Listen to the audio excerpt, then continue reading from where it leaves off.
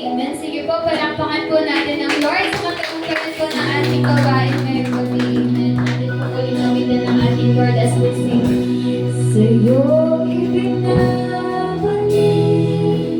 ang lahat ng papuri, ang pagkakilangan at ang pagluwalhati. Pagkat ikaw ang karapat namin na sambahin, O Jesus, ang galang mo, O Jesus, ang galang mo, O Jesus, ang galang mo itagaan. Sa'yo ibinabalik ang lahat ng papuri, ang pagkakilangan at pagluwalhati. Pagkat ikaw ang karapat namin na sambahin, O Jesus, ang galang mo, O Jesus, ang galang mo, O Jesus, ang galang mo itataas, O Jesus, O Jesus, ang galang mo, O Jesus, ang galang mo, O Jesus, ang galang mo itataas. O Jesus,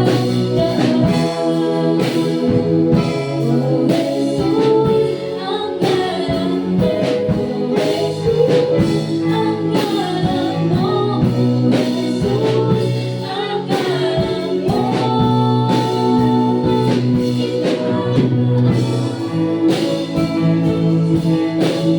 Yes, hallelujah. Isa nga pong malakas na pag-akyat sa ating Panginoong Jesus.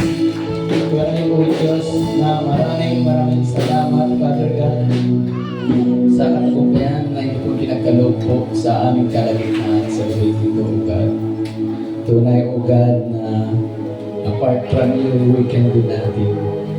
Kaya nga po, marapat namin ibalik sa iyo ang pinakamataas na papuri at pasasalamat sa gabing ito, O God. Lalo tigit sa iyong mga anak na tumayo, na ginamit mo sa aming prayer meeting na ito, O God. Sa iyong anak na naghahayag ng iyong salita, Lord, patuloy namin panalangin.